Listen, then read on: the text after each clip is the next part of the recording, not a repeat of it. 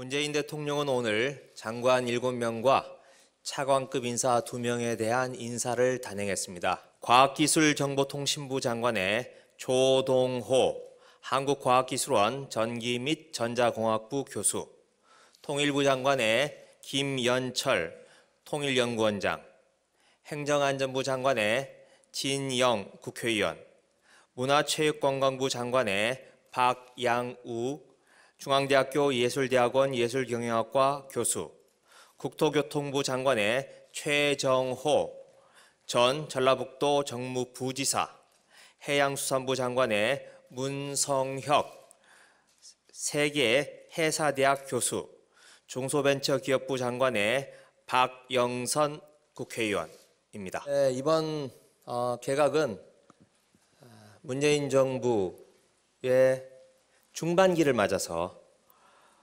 국민들이 체감할 수 있는 성과를 내는 게 중요하다. 그리고 이런 성과를 위해서는 능력이 검증된 인사를 발탁한다. 그런 의미가 있습니다.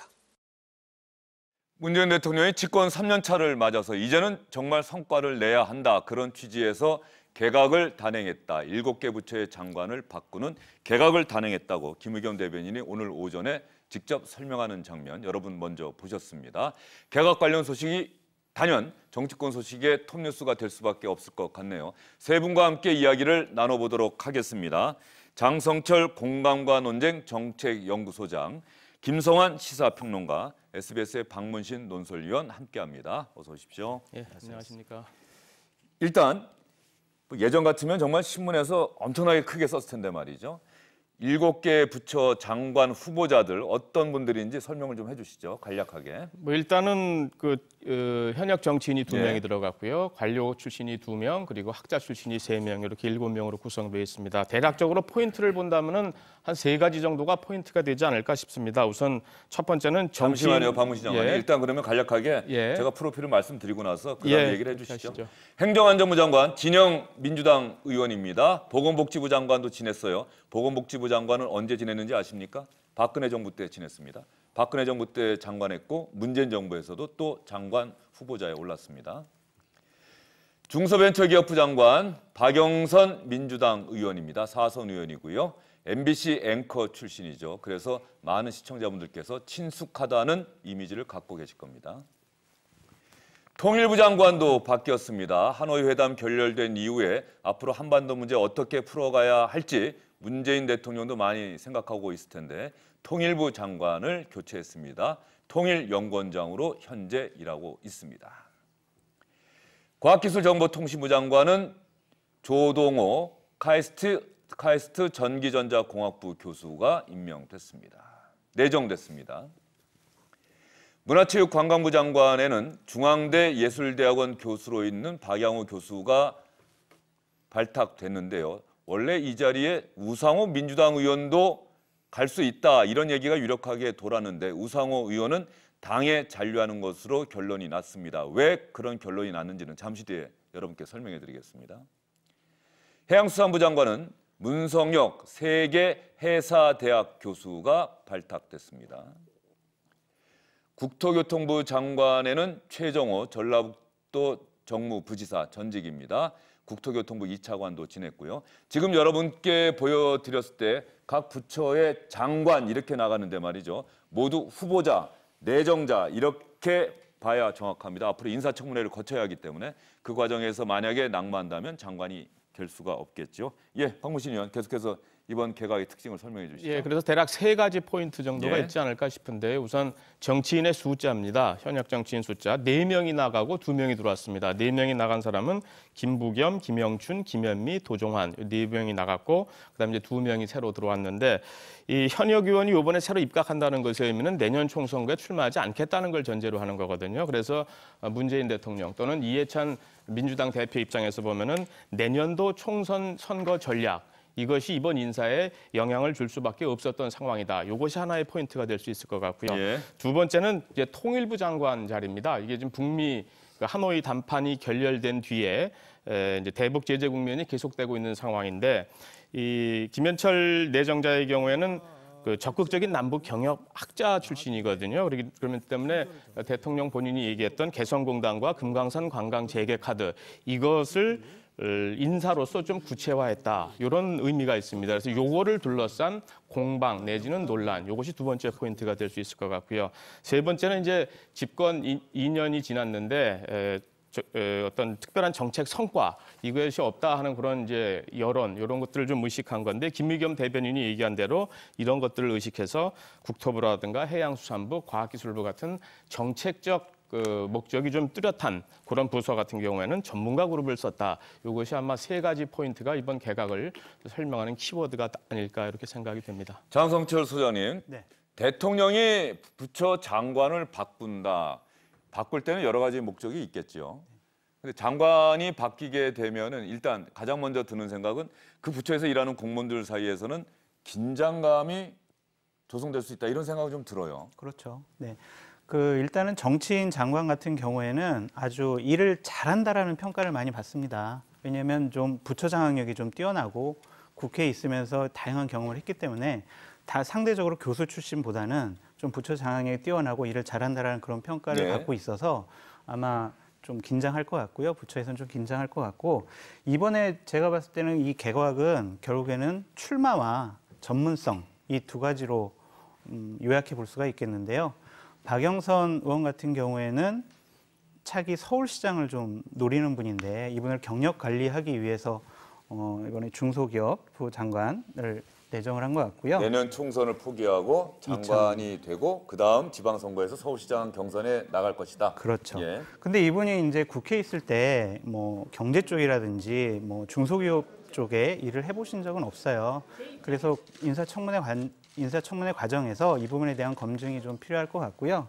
진영 의원 같은 경우에는 제가 봤을 땐 권혁기 전 춘추관장에게 지역구를 좀 양보한 것이 아니냐 그런 생각이 좀 듭니다. 예, 장석철 소장님이 아주 푹 들어가셨습니다. 예, 권혁기 전 춘추관장에게 지역구를 주기 위한 개각이다 이렇게 말씀하셨는데 그 근거가 있습니까? 권혁기 전 춘추관장은 지금 용산에서 출마하고 싶어 하고 당에 이제 곧 입당할 예정이고 하니까. 저도 그 이야기는 들었습니다. 네. 예. 또 나머지 평가가 분들은 있을까요? 뭐 노무현 정부 때 같이 두 분 정도는 일했던 분들이라서 좀 전문성은 있어 보여서 인사청문회 과정에서는 그렇게 큰 문제가 없을 것으로 생각됩니다. 진영 의원에 대해서는 잠시 후에 장성철 소장님께 좀 자세히 여쭙도록 하겠습니다. 잘 아시죠? 네. 예, 알겠습니다. 김성환 평론가는 네. 짧게 이번 개각 별점을 준다고 한다면은 몇 점 정도 주시겠습니까? 5개 만점에? 한 3개 정도. 3개 정도. 예, 왜냐하면 무난하다 뭐 이렇게 생각하는데요. 왜냐하면 집권 후반기쯤 들어가게 되면은 집권 전반기의 경우에는 특히 문재인 그 정부의 경우에는 인수위를 거치지 않았습니까? 안 거친 이제 정부였는데 그래서 집권 전반기에 기틀을 잡는 데 있어서 정치인의 감각이나 또 이른바 문재인 대통령하고 정치적 이해나 아니면은 철학을 공유하는 국회의원들이 많이 필요했다. 예. 그런 점을 좀 얘기해야 될 것 같고요. 그 다음에 이제 집권 후반기로 들어가게 되면은 집권 전반기에 기틀을 잡아놨기 때문에 좀 관리를 하는 형태의 어떤 개각이 이루어질 필요성이 있었다고 보고 그리고 거기에 플러스 알파로 얘기될 수 있는 게 아마 총선 문제일 수밖에 없지 않을까 싶습니다. 근데 방금 전에 이제 박영선 의원 말씀하셨는데요. 박영선 의원이 자꾸 사개특위 활동이나 이런 거에 주목을 받아서 경제적으로는 뭐 그렇게 많은 활동을 안 한 것처럼 보이지만 기재위를 굉장히 오래 했고요. 기재위 오래 했죠. 네, 예, 그리고 또 재벌개혁- MBC 기자 시절에도 경제부 기자로 오래 했고요. 네, 재벌개혁 특위위원장을 맡기도 했습니다. 재벌개혁에 굉장히 많이 그동안에 활동을 많이 했거든요. 그래서 중소벤처기업부 장관으로 가게 되면 이른바 문재인 대통령이 그동안에 국정에 경제정책의 한 축으로 얘기했던 공정경제 부분에 있어서 좀 더 집중해라 이런 메시지가 담겨 있지 않을까 싶습니다. 예. 그러면 법사위원장을 했으면 법에 그러면 조예가 깊다라고 저희들이 평가를 해야 되는 건지 그분은 좀 의문입니다. 예, 그런데 국회의원의 경력을 보통 따지고 나중에 분석을 할 때는 어떤 상임위에서 활동을 했느냐 이런 부분은 상당히 많이 따지지 않습니까? 그런 면에서 기재위 활동 초선이나 재선 시절에 좀 열심히 했고 특히 삼성 저격 수사라고 하는 이야기가 나올 정도로 어떤 재벌 문제에 대해서 천착해 왔다 그런 면에서 본다고 한다면은 뭐 경제 특히 중소기업이나 이 기업 문제에 있어서는 뭐 전문가다 이런 평가가 정치권에서 나올 법한데 왜 장석철 소장님은 다르게 평가하시는지요? 이분 같은 경우에는 아까 앵커께서 말씀하셨듯이 되게 좀 공격적이셨어요. 원내대표 할 때나 기재위나 법사위원장 할 때를 보면은 어떤 정책을 만들고 제안을 하고 이런 것보다는 무슨 뭐 법이라든지 정책이 나왔을 때 그 부분에 대해서 하나의 어떠한 약점 같은 걸 찝어서 계속 지속적으로 공격을 했거든요. 예. 그러니까 그런 부분들을 보면 정책적인 부분이 좀 부족하지 않을까라는 생각 때문에 그런 말씀드렸습니다. 예. 저도 조금 말씀드리면 될까요? 지금 이전에 이제 물론 여성 장관이지만 김현미 장관하고 지금 현재 이제 유은혜 장관의 경우를 보면요, 그 전임 장관들이 제대로 문제를 풀지 못했다고 하는 비판들을 많이 받았는데 정치인 임명하고 난 다음에 굉장히 문제를 적극적으로 앞서 나가서 푸는 모습들을 보이고 있단 말이에요. 또 보여주기도 했고. 근데 그런 측면으로 보면은 이번에 문재인 정부의 지지율이 떨어진 가장 큰 원인 중에 하나가 자영업, 소상공인 문제 아니겠습니까? 네. 근데 전임 홍정학 장관이 그런 문제에 있어서 굉장히 앞서 나가면서 문제를 풀어나갔다고 보기엔 좀 부족하다는 거죠. 중소벤처기업부의 존재감이 상대적으로 다른 부처에 비해서 좀 많이 떨어졌던 측면이 들어요. 있는 거죠. 그런 면에서 박영선 의원처럼 좀 문제를 앞서 나가서 풀기도 하고 저돌적으로 문제를 적극적으로 사람들을 만나서 해결하는 모습들을 보여줄 만한 장관이 필요했고, 그리고 이제 그동안에 재벌개혁 문제에 많이 매달리기도 했고, 그러니까 중소기업들의 입장을 또 거꾸로 생각하면 많이 이해할 수도 있는 입장이라고 볼 수 있거든요. 그러니까 그런 점들을 두루두루 고려하지 않았을까 싶습니다. 그러면 말씀하십시오. 한 가지만 짧게. 간단히 네. 말씀드리면 뭐 건교부 장관이나 교육부 장관 같은 경우에는 국회의원들이 할 수가 있어요. 근데 하지만 이건 경제 분야 아닙니까? 경제 분야는 어느 정도의 전문성이 있지 않으면 좀 중소기업이나 벤처기업들이 힘들지 않을까? 업무 파악하는데 시간이 많이 걸려서 힘들지 않을까 그런 생각이 듭니다. 그 부분은 앞으로 인사청문회 과정에서 의원들로부터 질문을 받고 박영선 후보자가 어떤 대답을 하는지 좀 지켜본 다음에 그때 가서 다시 한번 토론해도 될 것 같습니다.